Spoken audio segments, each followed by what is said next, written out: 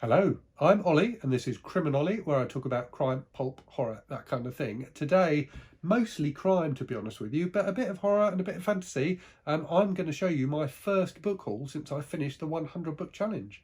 But before I do that, I just wanted to say I'm really glad it's Friday. So I've had a really busy week at work. I've been suffering with a cold, which I've had for weeks, which keeps on teasing me that it's gone away and then coming back again. So I'm absolutely knackered at the end of this week. I'm very much looking forward to the weekend and to next week as well, because I'm actually off work next week, and then it's the Easter weekend, so I've got a bit of an extra break there as well. So yeah, I'm looking forward to a week of the 3 R's: rest, relaxation, and reading, to hopefully shake off this cold for good, which keeps on looking like it's gone away and then coming back again. And yeah, to get through some of the books in my TBR, and also maybe some of the books from this book haul that I'm about to go through with you.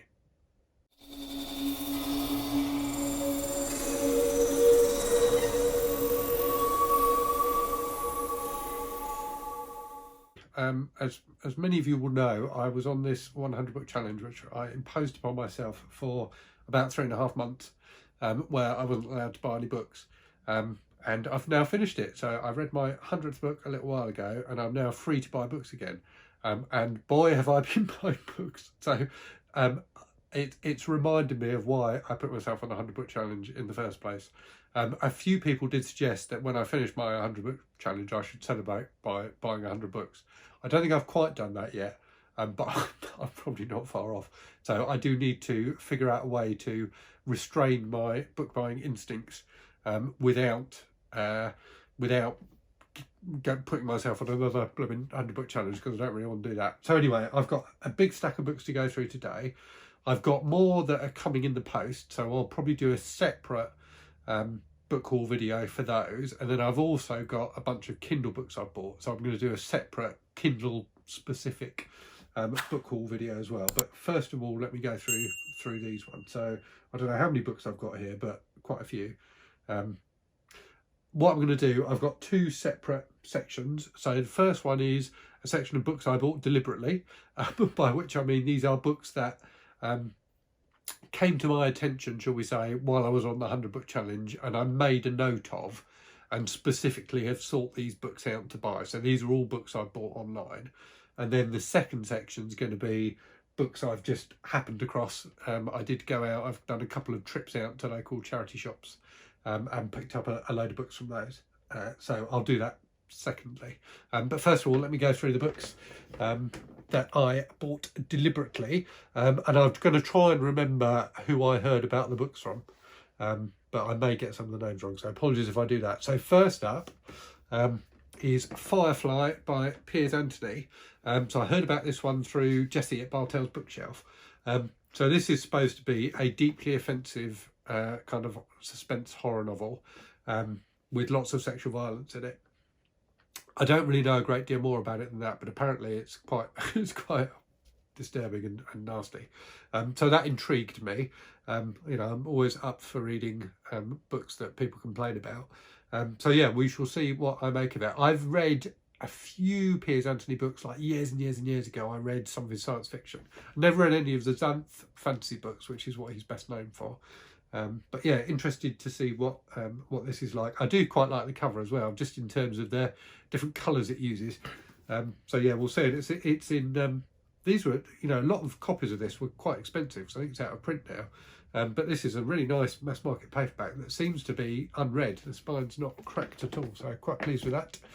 Okay, next up is Legend by David Gemmell, which I heard about through Michael K. Vaughan originally, but not just book reviews, also subsequently did a video on it. So this is a book I've been aware of for years and years, and I think I even had a copy of it for a while, but never read it. So a kind of classic heroic fantasy novel, first in a long-running series, which is supposed to be really good fun, basically. So yeah, looking forward to getting to that. I'm definitely getting back into fantasy again.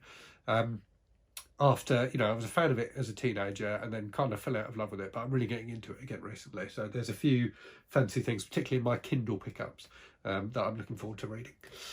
Next up, Cape Fear, or originally published as The Executioners by John D. MacDonald. So yeah, written originally as The Executioners and then filmed obviously twice as Cape Fear. So again, this is a book I was very much aware of, but had never read. I really like the John D. MacDonald, Travis McGee books, but Michael Romeo talks about books or talks books.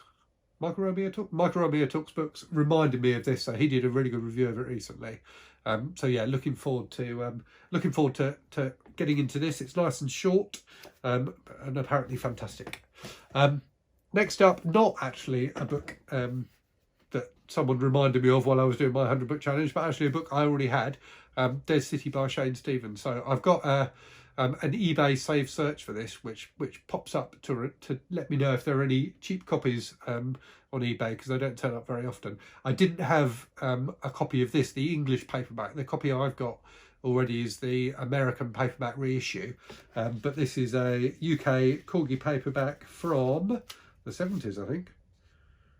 Yeah, 1976, this edition, and still in really quite good nick for a book that's getting on for 50 years old. So yeah, a fantastic book, and nice to have a UK edition of it. Next up, some James M Kane. So, you know, one of the very famous kind of noirish crime writers, but someone who I haven't read at all, shockingly. So Greg at Another Bibliophile read some of these during his 100 book challenge. I can't remember, I think it was A Postman Always Rings Twice that he read.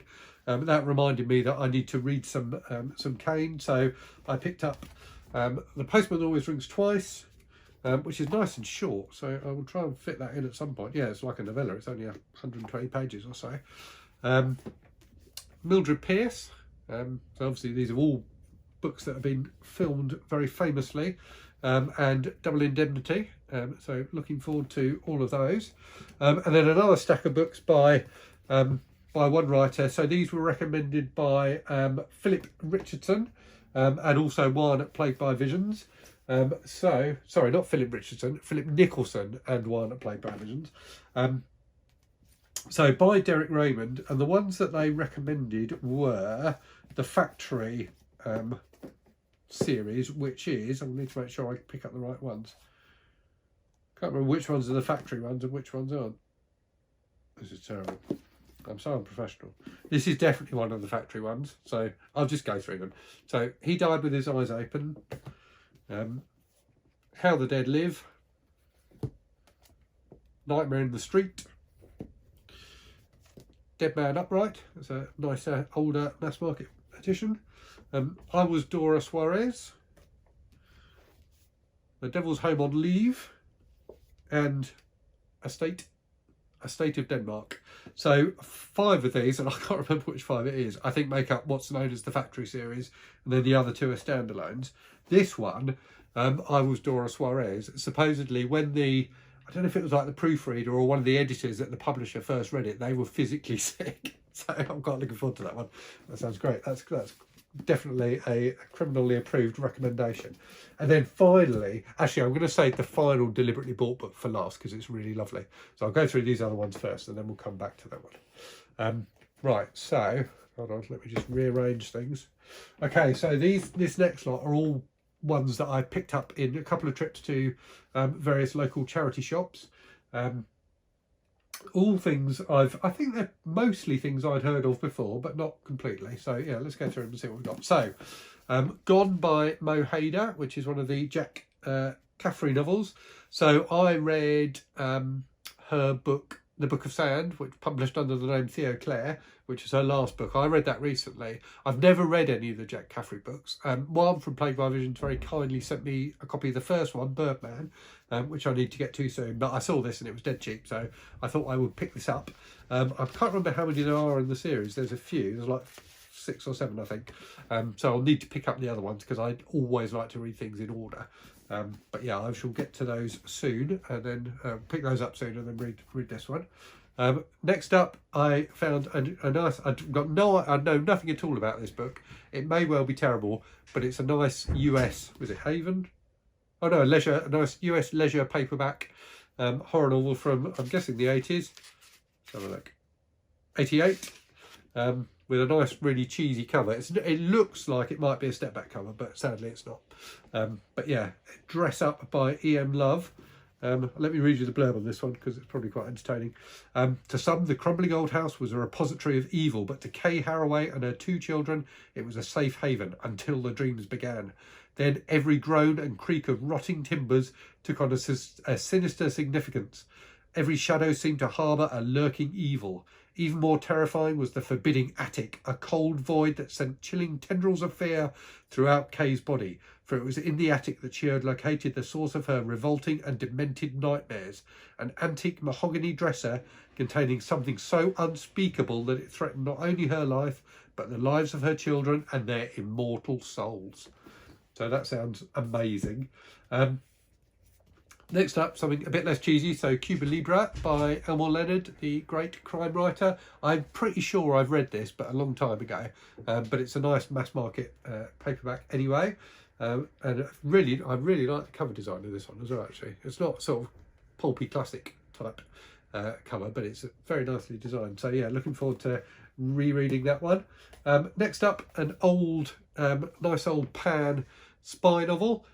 Let Sleeping Girls Lie by, who's it by? James Mayo, which has got a nice blurb on the back from the Scotsman, which just says rough, tough, lusty.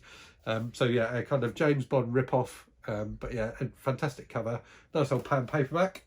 You can't beat a pan paperback. Next up, again, another book I used to own and never read, so Titus Grown by Mervyn Peake, the first of his famous Gormenghast trilogy. So supposedly a very weird and influential fantasy novel. And yeah, I saw this and it was like 50p, so I thought I'll have that. So yeah, need to get to that one. Whoops.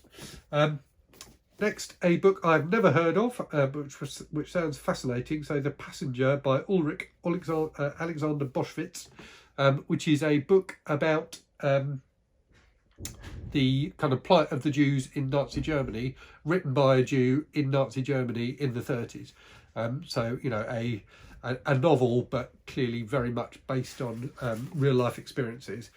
Sounds absolutely fascinating. And yeah, has got great reviews as well. So looking forward to that one. Next, a book which was a book I was looking for but didn't succumb to buying online. I found this in the charity shop. So Stormfront by Jim Butcher, the first of the Dresden File novels.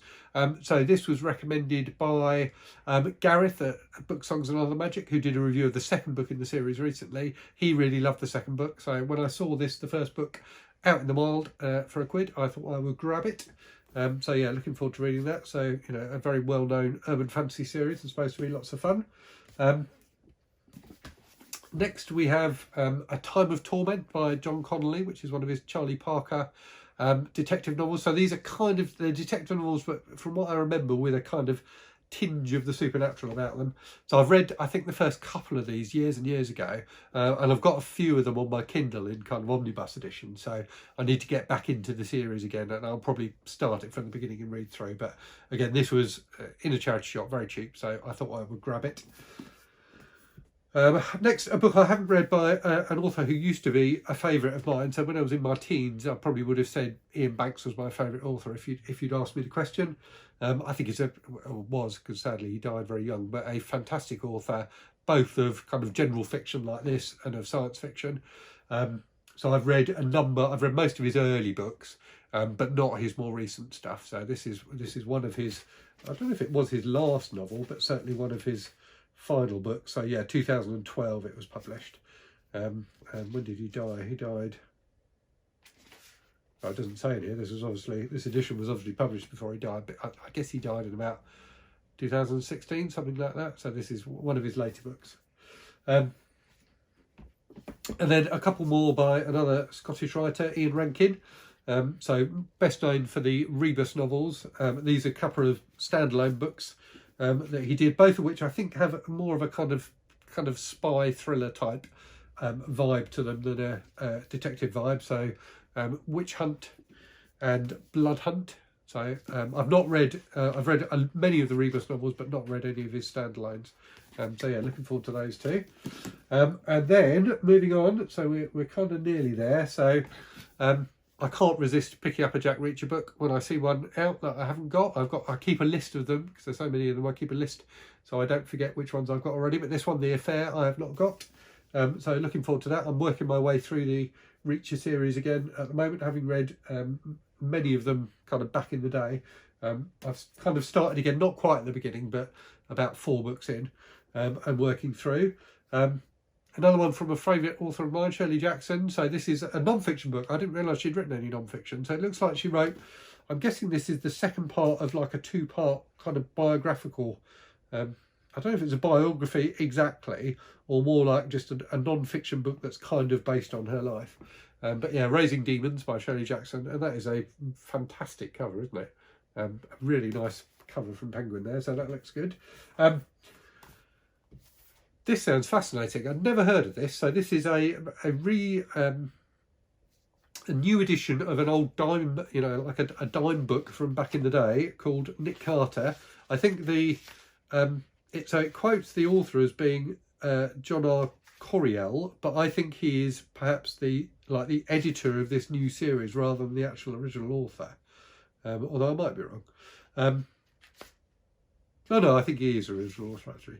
So yeah, this is from back in the day. I've got no idea what it's about. Let me read. It doesn't even tell you on the back actually what it's about. It just says that it's an old, you know, kind of pre pulp magazine dime novel. So yeah, it looks interesting. I will let you know when I've read that. We'll see what it's like. Picked up a nice, I've read by the looks of it, Georges Simenon Maigret novel as well. So I've read a couple of those on my Kindle recently and quite enjoyed them. So The Late Monsieur Gallet is not one that I've got already. So yeah, Penguin are working their way through the back catalogue of Maigret novels, getting, I think, new translations of them done, and reissuing them. So that is one of those. Next up, another couple of books that I hadn't heard of but that sound really interesting. So a couple of Cuban detective novels by an author called Leonardo Padura. So Havana Red and Havana Black. So yeah, I don't know any of these. There's 4 in the series by the looks of it. This is the first one. Doesn't say which this one is. I'm hoping it's the second one. But yeah, these look quite interesting. They've got great blurbs on the back. So yeah, a couple of Havana set detective novels. Next up, so this is a book my granddad had. I remember him having a battered old paperback copy of it. So a very famous war novel, The Dirty Dozen by E. M. Nathanson, very famously filmed, of course, and that kind of, I guess the dirty, it's become a trope really, hasn't it? They're kind of the idea of a gang of, like a ragtag band of criminals who are pulled out of prison to go on one last mission. So yeah, this being the genesis of that kind of thing. So yeah, a classic Second World War book, originally written in the 60s. So yeah, I'm quite looking forward to reading that. And then finally some non-fiction. So this is a book I've thought about buying in the past and never did, and then found it in a charity shop. So it's If Chins Would Kill by Bruce Campbell, his kind of memoirs of being a B-movie actor. So I'm a huge fan of Campbell as an actor and of many of their films he's been in, not least the Evil Dead films, obviously. So this looks like a very entertaining book, lots of pictures, and if it's anything like Bruce Campbell, I'm sure it's very, very, very, very funny as well. So yeah, looking forward to reading that one. No colour pictures, sadly. I kind of thought it might have, you know how you used to get, you know, in the middle you'd get like sort of 10 colour pages with colour pictures on. They're obviously cutting costs nowadays, so none of that, but looks like an entertaining read nonetheless. So finally, the posh book. So I bought a posh book. So I don't normally buy posh books. I normally buy battered old paperbacks like these. But I keep watching Michael K. Vaughan's videos where he shows all the posh books he's got. And there was one in particular that really caught my eye. So I have been reading recently, I've read the first, or reread the first couple of the Elric books by Michael Moorcock. And Michael K. Vaughan, not Michael Moorcock, showed this book on his channel, which is the first of the Saga Press omnibuses, or omnibuses of the Elric books, which is really lovely. So I ordered this and it came today. It's got lovely end pages there with a map of Elric's world. It's got some nice illustrations inside as well. Really lovely stuff, and just has a lovely feeling of quality to it. So this has got the first 4 of the Elric books in it. Elric of Liberdae, The Fortress of the Pearl, A Sailor on the Seas of Fate, and The Weird of the White Wolf. So I've read, I think the 2 I've read recently, the first one and the third one, Sailor on the Seas of Fate. I think Fortress of the Pearl is a more recent one. I think Moorcock wrote it more recently, but it fits into the timeline as book 2. I think that's right. I might be completely wrong. Yes, it was published in 1989. Yeah, so I will reread. I think I will take great pleasure in rereading them in this lovely edition, because it is really smashing and has a wonderful, classy feel to it. I can see why Michael K. Vaughan goes on about his posh books now. I may be won over to them, and I'll certainly be looking out for the next couple of volumes. They've announced 2 more volumes of these from Saga Press, so I shall probably pick those up to complete my Elric collection. So yeah, that is my run through of what I have, what I've bought so far. Like I say, I've got a fair few things coming in the post. I think probably, I'm going to say another 15 or so books coming in the post. So I will share those in a separate haul video soon. And I'll do another one just for Kindle books too, because I've got a few of those to go through with you as well. So yeah, thanks very much for watching. As always, let me know if you've read any of these and what you thought of them. Hope you're all safe and well and reading good stuff, and I will speak to you again very soon. Cheerio.